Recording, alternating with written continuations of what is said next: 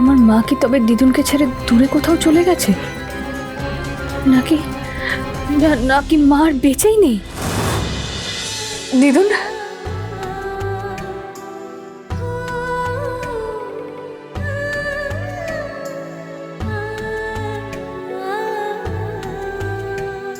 শাওন,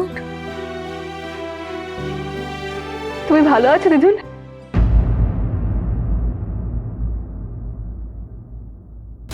এত বছরে তোমার একবারও মনে হয়নি দিদুন ভালো আছে কিনা সেটা জানি? দিদুনের সঙ্গে একবার যোগাযোগ করি। আসলে আসলে আমি তো রুদ্রপুরের সম্বন্ধে কিছু জানতামই না। ওদিন নীলরতন বাবু আসাতে আমি প্রথমবার রুদ্রপুর আর এখানের উৎসবের কথা শুনেছি। ও, তার মানে উৎসব না হলে তুমি আমার সঙ্গে দেখা করতে আসতে না?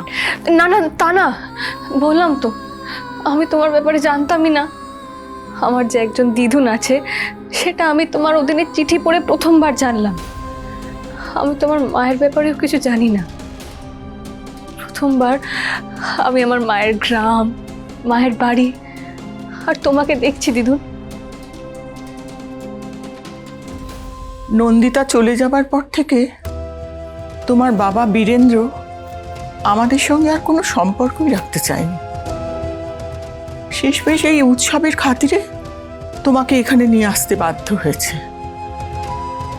এটাই প্রমাণ করে শাওন, জীবন আমাদের ইচ্ছে মতো চলে না, আমাদের নিয়ন্ত্রণে থাকে না।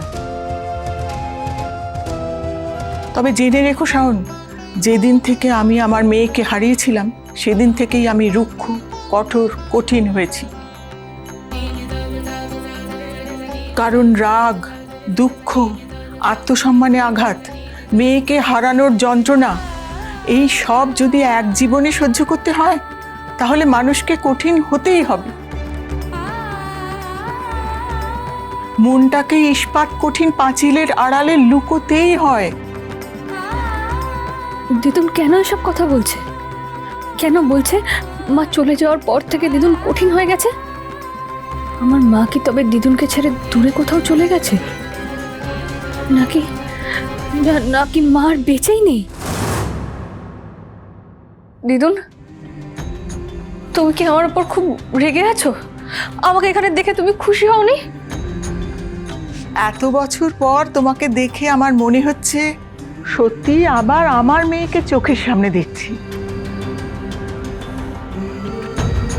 কারণ তুমি তোমার মায়ের প্রতিচ্ছবি। কিন্তু আমি জানি না নিজের মেয়ের প্রতিচ্ছবিকে দেখে তাকে আদর করে টেনে নেওয়া উচিত, নাকি একেবারে দূরে সরে যাওয়ার অপরাধে তাকে আরো দূরে ঠেলে দেওয়া উচিত। আচ্ছা শাওন, একটা কথা সত্যি করে বলো তো, মাকে ছাড়া ওই বাড়িতে কেমন আছো তুমি?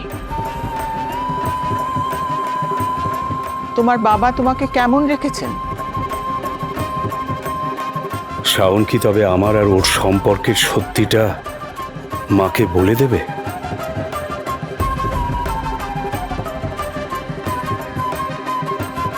চুপ করে আছো কেন শাওন?